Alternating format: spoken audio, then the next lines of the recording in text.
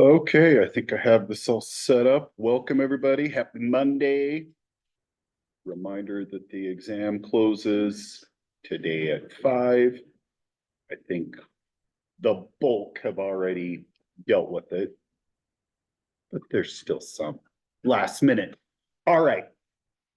So, as we shift gears the littlest bit, we want to dive into some details about microbes, thinking about all sorts of different potentials for things that they may feed upon or not. And some of this stuff, a smattering, you're going to look at in the lab, or you're already starting to look at some of this in the lab. When we think about different things that they may be able to utilize, we can use that maybe to our advantage to help classify and group them up, try to figure out what's happening with some identifications. A lot of the different types of biochemical tests that you're going to get introduced to in the lab are really part of microbiology that we think of as like classical microbiology, where you're testing phenotypic differences, the ability to use a sugar or not, or to have an enzyme to break down urea or whatever. All right. And then that gives us the potential to start identifying. There are some of these tests that have been manipulated to put them all together into more of a rapid test, but still biochemical reactions. And then we can shift away from that and think about genetics and all sorts of different microbes with some variation within their genomes, and sequencing has lent to all sorts of opportunities to get evaluations about these microbes considerably quicker. We still think, as we're going through and learning microbiology, that the classical aspects of that are still super important. What sorts of things could they use or not? So that's the idea as we start this chapter with the metabolism, is to start thinking about some of these mechanisms. And with that, when we think aerobic organisms, understandings with microbes allow us to extrapolate to other things. It's super simple to use bacteria and manipulate them. Maybe not so much when you think about a person, right? So we can get insights for sure. And a lot of metabolic pathways truly get hashed out as we're thinking about these processes going on in some sort of microbial realm. All sorts of different potentials as we started the semester thinking about microbes, and truly the sheer diversity of them, with organisms being tolerant of things that we flat out would write off as you can't live there, right? You shouldn't live there, right? But some find that the perfect place, right? So all sorts of different examples for prokaryotes. As we see, this looks like kind of like a mud puddle. This is some acid drainage from some mining operations and some microbes with the potential to survive in these habitats. We could flip it around and think about microbes that potentially could be used as a bioremediation mechanism to try to clean up some of these potentials. There's also opportunities for them to contribute as we think about manipulating things and whatever. All right. We also talked about stuff like the nitrogen fixers, as we see in these roots of some plants, legumes that have the capacity to make their own fertilizers, basically. The microbes are doing that. So a chunk of this stuff likely is going to be some review, hopefully some review as we move through here. So I always, when I talk about metabolism, when I think about these things, I typically think about it as catabolism, but deep down, that's only half of the picture. So both catabolic and anabolic reactions, typically these reactions are coupled, they go together. And when we think about both of these, the actions of each, this truly is under the umbrella of metabolism. And metabolic pathways help to break down foodstuffs, molecules, and they help to build molecules. And in many examples, as we are breaking down something, we're going to manipulate those molecules as building blocks of other things. In some circumstances, we break them down and try to get as much energy as we possibly can. It's a mix of reactions for the breaking and building of whatever it is that our body needs. So in the process of catabolic reactions, catabolism, you're breaking big molecules, macromolecules, breaking those bonds, typically covalent bonds linking these respective atoms together. And as we break the covalent bonds, which technically hold a good amount of energy, we would like to try to harness that energy. And that's the idea over here. By breaking bonds, we generate energy, recharging ATP molecules. And those molecules of ATP are utilized to build molecules, taking monomers and putting them together, forming covalent bonds and creating more energy within these molecules, which can potentially later on get broken down. The cycle keeps going. All right. They need one another. All right. You better eat some breakfast, right? So it depends on the circumstances as far as the ways that these processes get driven. We could think about solar energy and organisms that have the capacity to use that energy to produce things, autotrophs. And then we think about the others, the heterotrophs, that need to be consuming stuff that the autotrophs have been generating. We take those chemical bonds and break them down. All right. So in the process of this, we can see the phosphorylation, the generation of ATP molecules, that burst of energy that we see at the catabolic reactions, and then that driving whatever cellular functions there are. And we see the dephosphorylation, the breaking of this phosphate.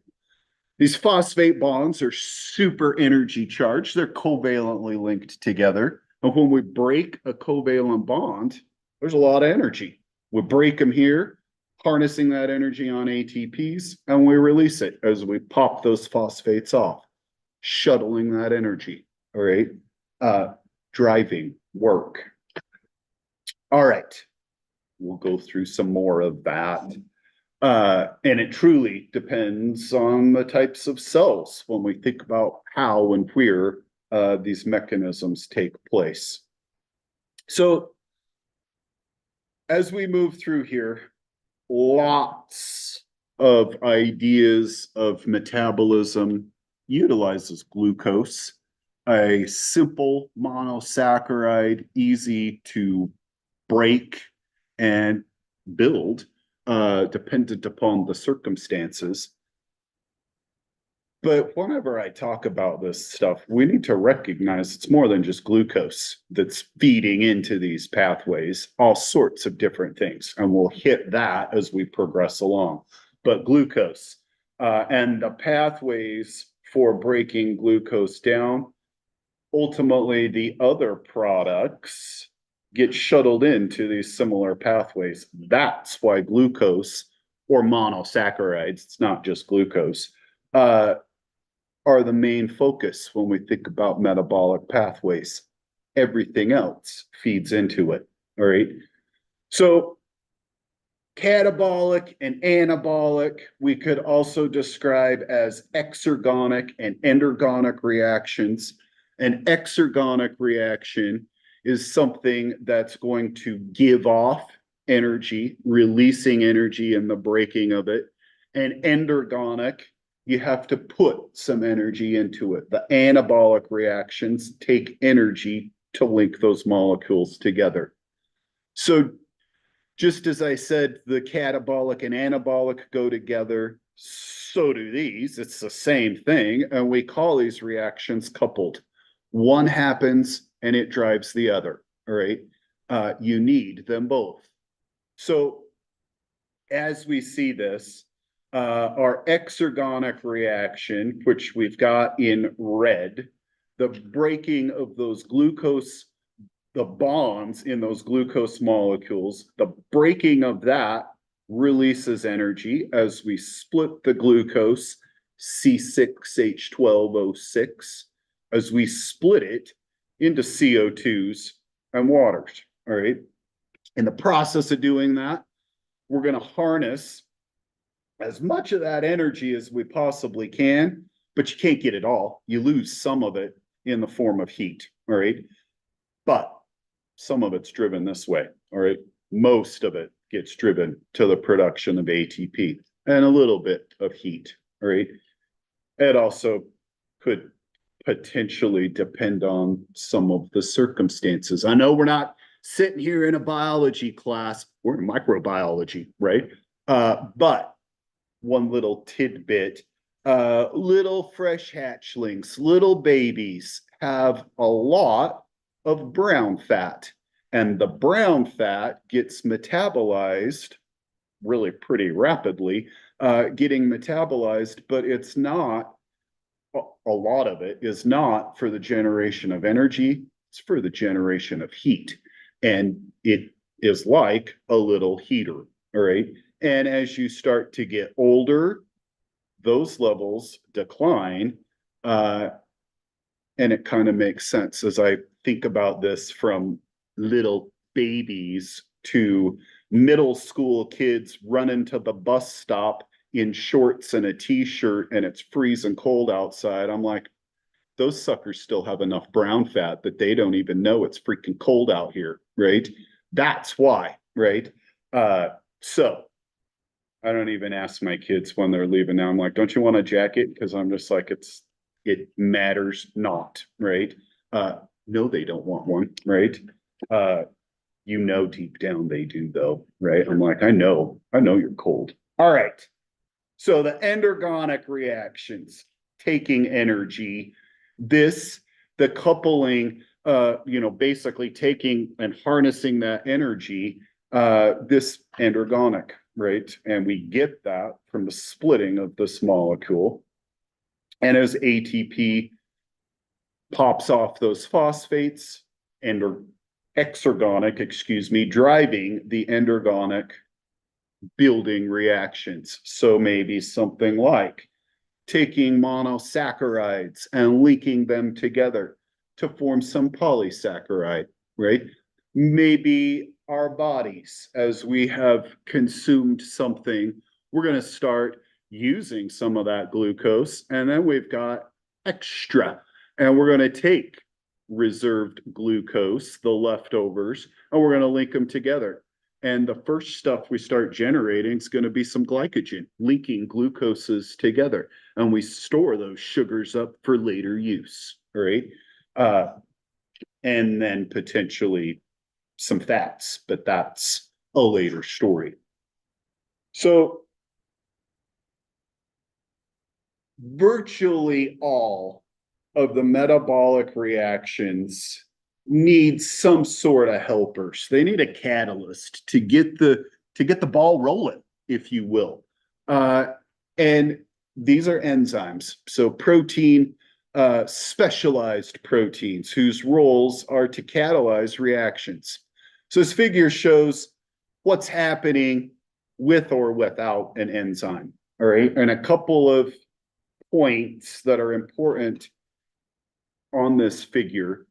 When we look at this reaction, what we are doing is an anabolic reaction, right? We're building some product that becomes more complex, has more energy tied up in these bonds. So we're going up a step, all right? When I see chemical reactions like this, I look at my reactants and products. If my reactants are lower than my products, I know it's an anabolic reaction. I'm building something. And if my reactants are up at the top and my products are down below, it's catabolic. We gave off energy. We went down a step. All right. So with or without the enzyme, you see your reactants and products are the same. All right. Not the same, but the same amounts regardless of that enzyme. The enzyme is this hump right here. That's not the enzyme, but that's what the enzyme is doing. All right. So this bit right here, this hump from our peak right up in here, this is the activation energy. All right. How much energy is needed to get these molecules excited enough, strain on them to either break them or to slam them together? Either way. All right. It's going to take some energy to do this. All right. So in an anabolic reaction, building something that takes a lot more work. All right. And without any sort of enzyme, there's a huge energy investment that's needed. But you slap some enzymes into the mix, and now this protein can hold those two molecules super close together and help that bond form considerably easier than if the enzyme wasn't present. And typically, it's not going to happen if that enzyme isn't present. All right. So it drops down that activation energy, our red dash in here. Still a bit of a hump, but not so much. All right. When I talk about this stuff in biology, I like to use a skiing analogy. All right. So we are close to Pebble Creek. If you have never been to Pebble Creek, you maybe ought to go. All right. It is also a mountain that is very steep. There's a lot of vertical drop at Pebble Creek, and it is actually pretty famous for that. All right. Which I think is impressive. All right. And if you have skied at Pebble and you go all of the way to the top, when you get off of that lift and you get over and ready to go down the hill and you look down, the first thought that may cross your mind is, good hell, am I skiing off a cliff? Right? This looks almost straight down, right? I think I might die. And then you go. All right. So let's imagine Pebble Creek. All right. And you get to the lift, and maybe you decide, I'm not buying a lift ticket, and you walk yourself to the top of the hill and you ski down. Can you do that? For sure you could do that. All right. Should you do it? Probably not, right? But you could. All right. So let's imagine that you do that and you walk all of the way to the top of the lift. 2 hours later, when you get to the top, right, and you ski down, I bet you're going to ski right to your car and you're going to go home because you're spent, right? But now let's slap an enzyme into the mix. That's the ski lift, right? You hop onto that ski lift and it gets you right up to the top. You expend virtually no energy getting to the top of the hill. Now you freeze, right?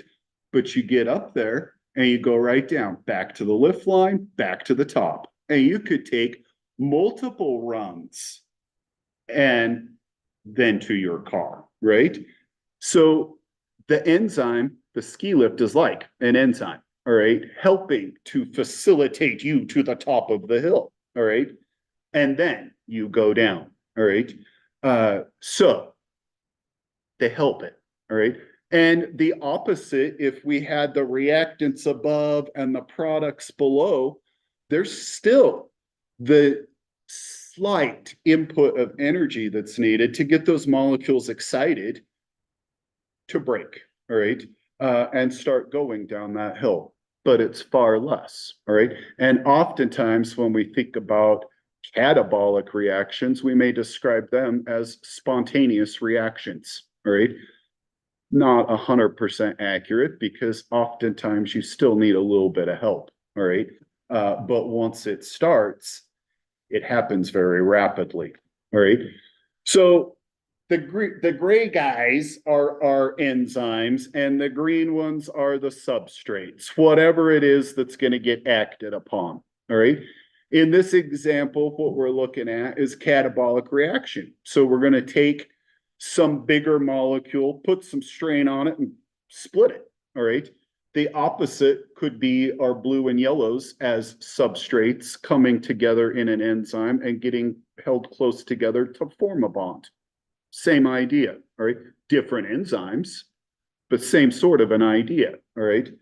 So in this case, our enzyme protein, all right, you've got all sorts of amino acids linked together and they twist and fold up upon themselves and give you a three-dimensional structure. This three-dimensional structure, part of it has an area that the substrates can link up with. We call that the active site. And it's kind of like a lock and key. When they come in contact with this active site, the enzyme snags onto them. And it doesn't matter building or breaking stuff, it grabs them. And that enzyme has a conformational shift, a change in shape, and it either pushes them close or puts strain to try to break them apart, depending on if we're building or breaking stuff. All right. So it acts on them, does something to them, and then we convert into these products. All right. The enzymes release it and they're ready to snag something else. They just keep participating in these reactions. They're proteins. They have the potential to get degraded and denatured. There's issues with that. All right. But typically they're rather long-lived, if you will. All right. Facilitating these reactions. All right. That also sets the stage for interactions with different molecules and the ability to regulate what's being used or not used. Oftentimes in enzymatic reactions, it's not just one protein that does the job. You've got a battery of enzymes, a battery of proteins, like an assembly line. And the product of the first enzymatic reaction becomes the substrate of the next, and we just keep breaking or building whatever we're doing until we've got truly the end thing that we wanted, right? And in those circumstances, once we've got that end product, maybe assembly line like, maybe we accumulate enough end product that we're like, wait a minute, we don't need any more. And some of that end product can go back to the very first enzyme and it can link up in a different area and basically turn it off. All right. Now we got enough of this crap, quit making it. Right. And once the levels deplete, it pops off, enzyme open back up for business, and we keep going. We call that stuff feedback inhibition. That's coming up in a second. All right. So sometimes all you need is that protein, that enzyme. But oftentimes they need some helpers. All right. Cofactors or coenzymes can link up with these proteins, with these enzymes, and that is what stimulates the functional enzyme, gives it its role. All right. So before we are linked together, just our protein, all right, we call it an apoenzyme because it doesn't have all of the ingredients needed. All right. It gets active when it links up with the cofactors or coenzymes or both. All right. Just depending. There are numerous things that can participate as cofactors or coenzymes. We could think about different like metal ions or vitamins. B vitamins are some pretty good cofactors helping facilitate this. All right. And they, like a B complex kind of gives you potentially a little feel like you get a little more energy. You're getting these cofactors to help the enzymes deal with your metabolic processes. You're helping with metabolism. All right. All right. Once it's linked up with its helper, now we call these guys holoenzymes. It's ready to go. All right. It may be like this, or it could just be this, just straight up protein. All right. But oftentimes there's some helper molecules that truly make that active site. So I mentioned a bit about the inhibition. There's two ways that enzymes can become inhibited, and it depends on where on that enzyme we're acting. So again, enzyme gray guy, all right? With competitive inhibition, we've got some other molecule, all right, that's not the true substrate that wants to get in there and link up, but it's got the ability to find a little bit of that part of the active site and it links up. And as soon as it does, substrate can't get in there. It's already, the enzyme's already got somebody in there, all right? But it's not who it wants to act on, all right? So competitive inhibitors block the active sites so substrates can't bind, all right? Non-competitive inhibition acts on a completely different area of that enzyme, all right? And this big long chain of amino acids twisted and folded up, the allosteric site, the area that this non-competitive inhibitor binds to, if it links up there, the active site changes its shape because the whole protein is interacting together. And once that, whoever it is, non-competitive guy gets in there, the enzyme shuts down, all right? Because the active site no longer is available, all right? And substrate can't bind. It's the same end result. We're not functioning to act on these substrates. It just depends on where those inhibitors are linking up, all right? And with the feedback inhibition, it's this type of non-competitive. It binds to an allosteric site, shutting down that active site at the first step, all right? So that's what we've got going on here. So allosteric inhibition, like this feedback inhibition down below, we link up and shut it off. But the opposite could be a potential as well. Enzymes can be turned off like a light switch, and they also could get flipped on like a switch, all right? Allosteric activation functions when an activator links up to this site, allosteric site, but the activator, like non-competitive, the activator makes that protein change its shape, now opening up the active site. It's closed until the activator's on it, all right? Same, but different, all right? And now ready to go. So down here, we can see kind of assembly line sort of an idea as we've got our first enzyme, Pac-Man looking guy, that's going to grab our triangle, our first substrate. As we move through there, like I said, substrate to product, keep going. We basically call these intermediary substrates because it's not the final thing, but truly it's the product of this first reaction, but we're keeping it going. So it's our first intermediate, all right? A right here. A is acted upon by the second enzyme, giving us our second intermediary. It gets acted upon, and now we got our final product. And like I said, boatloads of these start getting accumulated. That's when the end product can come back to this very first enzyme, all right, and leak up non-competitively to that allosteric site.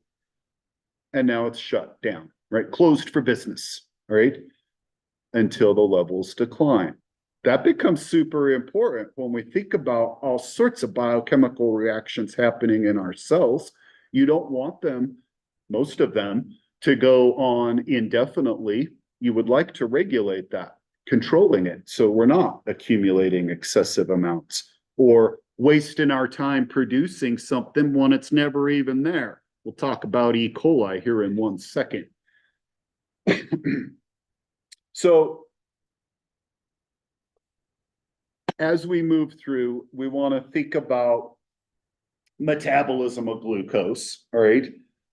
Breaking it down. So catabolic reactions, all right? And like I said, typically not a whole lot of energy needed, but you need a little, all right? So when we think about breaking glucoses down, we think about really producing good quantities of energy. If we can fully metabolize it, we can get a lot of ATP out of this process, all right? But in order to make ATP, we have to use a little bit of ATP, all right? That's to get that ball rolling, if you will, all right? So as we look at this bit of glycolysis, Embden-Meyerhoff-Puranas pathway, as we look at this, the first bit is the investment stage. And after this first step, every other bit in this whole process is energy payoff, all right? This is the only bit where we're pumping a bit of energy in, all right? So we've got all sorts of glucose going on, circulating through our body and our bloodstream. We've got these sugars, all right? And dependent upon how we work with them, kind of depends on the individual, all right? If you've got diabetes, you got some problems, right? Type 1 diabetes, you've got issues with this. Insulin helps to get glucose, talking us, into our cells, all right? So what happens once it gets into the cell? We're going to phosphorylate it, all right? And basically, I mean, I feel like it'd be pretty difficult for glucose, once it gets in there, to just flip around and go back out. But you pop a phosphate on there and like, now you're mine, you're not leaving, all right? You can't, all right? So glucose ring structure, as it gets brought into the cell, we pop a phosphate onto one end, and then we pop a phosphate onto the other end. And now you've got these energized phosphate molecules on both ends of the glucose. You've charged it up, you've energized it, and that sucker rips in half, all right? That's what the phosphates ultimately help it do. Blow on glucose into 2 3-carbon molecules, all right? So once we phosphorylate both sides of it, we call it fructose diphosphate or fructose 1,6-bisphosphate, same thing. Once it's got those phosphates on there, it breaks in half, all right? This has been the littlest bit simplified, giving us 2 3-carbon molecules, glyceraldehyde 3-phosphate. That's technically what we want, but really we get 1 glyceraldehyde 3-phosphate, and our other 3-carbon molecules got the phosphate on the opposite end. It's not a glyceraldehyde 3-phosphate yet, all right? That is DAP, which right now, what's DAP stand for? I don't remember. Doesn't matter. It gets manipulated by an enzyme, and that phosphate gets rearranged, and now we've got 2 glyceraldehyde 3-phosphates, all right? Extra little step up in there. Matters not, all right? These are what we want to move through the rest, all right? And at this point, all we have done is break it apart, all right? We haven't lost any sort of anything yet, all right? So now we get a little bit of energy payoff, all right? These phosphates are going to get ripped off of both of these ends, all right? And we're going to generate some hydrogen ion carriers, all right? Shuttles, all right? So NAD is super important when we think about the movement of hydrogen ions. This is a redox reaction. So when you see the plus by it, NAD is oxidized. And when it's got the hydrogen on there, it's been reduced, all right? Oxidation and reduction, coupled reactions, just like endergonic, exergonic, same sort of an idea, all right? And I remember oxidation reduction reactions. Oxidation is loss and reduction is gain. Oil rig is the, what do you call that when you use letters? Acronym. Yes, acronym. So oil rig, oxidation is loss, reduction is gain. So NAD oxidized and reduced over and over and over. All right. And almost the second it gets reduced, it gets oxidized. It's just grabbing hydrogens as quick as it can. All right. Almost as quick as it can. All right. So we get a couple of ATPs and hydrogen ion onto our shuttle, if you will. So this first bit of payoff, we've made 4 ATPs. Took 2, made 4, you get a net payoff of 2 ATP. We made a little bit of energy, all right? Little bit. And this bit right here, with some organisms, might be about as far as we go, all right? We split it, and that's all we can do, all right? But if we're aerobic, or if we've got the potential for anaerobic respiration, if we are able to respire, we can go through the next pathways that we're going to talk about. But if you're anaerobic, if you can't deal with oxygen, we think about fermentation pathways. And you get to this point, and that's about as far as you go. We'll touch on that a little bit later, all right? We want to keep thinking about fully using it, or almost fully using it, all right? So the first bit of glycolysis, splitting that molecule and generating some ATP. We generate the ATP in this enzyme up here that's helping to rip that phosphate off, pyruvate kinase. And when a couple of bits, ases mean an enzyme, and a kinase indicates phosphate that's getting dealt with, all right? So the kinase is manipulating these phosphates, all right? So it takes the phosphate off. It's also, so we are going to be building something here. Our 2 substrates here, the phosphoenolpyruvate and ADP, get into this enzyme, and the phosphate gets popped off of the pyruvate and moved over to the ADP, generating ATPs. This is called substrate level phosphorylation. The substrate is what's phosphorylating this, all right? When we move through and start talking electron transport chain and shoving hydrogens against concentration gradients, that's not substrate level phosphorylation.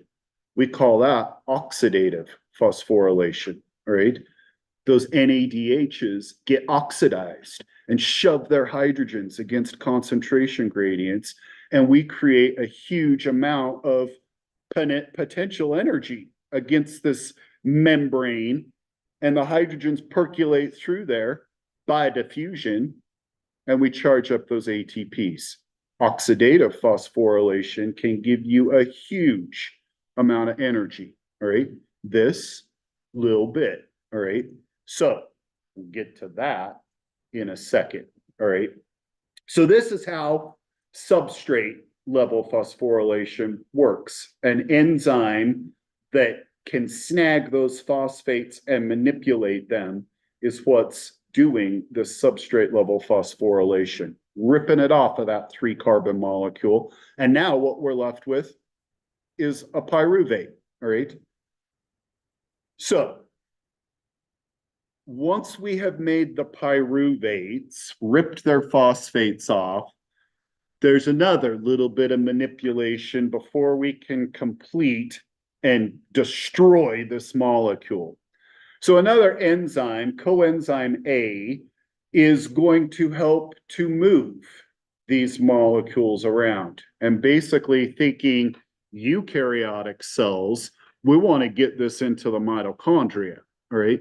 In bacterial cells, they don't have mitochondria. We just need to shuttle this molecule into the next enzyme player, all right? So after we've made this 3-carbon molecule, before we link up to this enzyme, a carbon dioxide gets broken off, all right? And this is the first release of CO2, exhaling out some air if you're us, right? We break off a CO2. That carbon molecule had hydrogens on it. We're not releasing those. We snag those hydrogens and we put them on the NADs, all right? Now we've got an acetyl group, 2-carbon molecule, linked up to this enzyme, and that's what moves into this next bit, citric acid cycle, all right? So it's also called the Krebs cycle. Citrate is our first molecule as we're moving this stuff in. That is why we call it that, all right? So there's a lot of stuff, again, a simplified image, all right? There's a lot of stuff happening in here where we see enzymes moving the cycle around. We're not showing that stuff yet. So our acetyl-CoA is bringing in this acetyl group, 2-carbon molecule with its hydrogens still on there, right? As it brings it into the citric acid cycle, it is an enzyme. It's going to get reused. It dumps the cargo off and it goes back out to grab another acetyl group, all right? This 2-carbon molecule moves in here. I like to think of this like sourdough bread. Not a fan, but I know how it's made, all right? You make a starter culture with some flour and water and that stuff after a little bit of time and feeding the yeasts and some bacteria that give you the sourness bloom within your starter culture. And then you start to make bread. You take part of your starter out, you throw it into your mix. Once that's ready, pinch of that back into your jar. Basically keeping the jar always at about the same level. Citric acid cycle is like that. We're always putting stuff into it and we're taking stuff out of it. And as long as we keep replenishing, this cycle keeps churning, all right? The same idea when we think about photosynthesizers and building sugars. As long as CO2 is getting piped into the mix, we can keep churning sugars out, right? And then we eat these sugars and the cycle keeps going, right? So we shove in these 2-carbon molecules and we start ripping the hydrogens off of them, all right? So the NADs get their cargo. Another electron carrier shuttle is our FAD. So NAD is nicotinamide adenine dinucleotide, adenines, nucleotide, right? And the FAD is a flavin adenine dinucleotide. Different shuttles. And those names, right now, you don't need to think about them. Biochemistry, I bet you will. All right. Oh, biochem. So as we do this, we see the hydrogens getting removed and 2 CO2s. It's what we brought into the mix. That's what we're releasing out, right? We already lost the other one before we linked up to our coenzyme, all right? So our one, half of this, our one 3-carbon pyruvate has now lost all of its carbons. And we do this twice. That other pyruvate moves in here and the same thing happens. At this point in the citric acid cycle, all of the carbons from this glucose molecule have been released out as CO2, all right? We have burned it, if you will, all right? And we ripped off all of the hydrogens, and now we've got all of this energy-rich molecules being shuttled to the next step, all right? So in the process of doing the citric acid cycle, you generate a little bit of energy, all right? Either ATP or GTP, guanosine triphosphate, all right? It can be utilized for other steps, all right? And I'm gonna put the brakes on real quick for 1 second as we look at all of these triphosphates, all right? Nucleotides, when we're thinking about our genetic material, when we go through and replicate those chromosomes, when we unzip those DNA molecules and start bringing in nucleotides, the nucleotides that are coming in are nucleotide triphosphates, just like our ATP, right? Or GTP, right? Or CTP, right? Whatever, all right? Triphosphates. And 2 of those phosphates pop off to help fuse the sugar phosphate bonds together. It takes a lot more energy to get that backbone of the DNA molecule built, all right? So more than just for energy, right? We could also think about nucleic acids. You got to phosphorylate those suckers. Here you go, all right? So 2 turns of the Krebs cycle for both of the pyruvates that are getting shuttled into this. We're just showing 1 turn of it, all right? So here's some more of the details, all right? So the red stuff that we see coming off of here are parts that get driven to anabolic reactions. So we think about all of this stuff, pulling in glucose and blowing it apart, but sometimes you only break part of it and shuttle it, or other parts of this cycle get shuttled off for building blocks of things, right? So we think about maximal yields of ATP. We'll talk about that in a minute as we go through electron transport chain. But oftentimes, truly the total amount of energy that you're getting as you're metabolizing this sugar isn't maximal, because a lot of these molecules become precursors for something else and they don't get completely broken down, all right? So the red stuff is where we're shuttling it off to anabolic, all right? So right here at the top, our 2-carbon molecule, the acetyl group with its enzyme, gets shuttled into the mix. It links up with a 4-carbon molecule called oxaloacetate. When the 2-carbon molecule is bound to the 4-carbon molecule, now you got a 6-carbon molecule. That's called citrate, all right? We started, as we pulled glucose into the cell, with a 6-carbon molecule, and we broke it apart. We blew off a couple of CO2 molecules. We pulled 2 into it, and now we're back to a 6-carbon molecule. Starter culture, right? We keep adding a little bit of the mix into it, and we keep this thing churning, all right? So this 6-carbon molecule is going to get manipulated. We're going to blow off some CO2s, right? And we're going to replenish that as we keep moving through the cycle, keeping it going, all right? So citrate gets rearranged to isocitrate, still a 6-carbon molecule. Now we pop off one of them from C6 to C5, our first CO2 coming off right here, generating some hydrogen carriers. This C5 molecule is alpha ketoglutarate, and it may get shuttled over here for some amino acids like glutamate, others, and for the production of some nucleotides, all right? If we keep going, we pop off the next CO2 molecule. At this point, we've just dealt with all of them, all right? And loaded up some more cargo, all right? Now we're at a 4-carbon molecule, succinyl CoA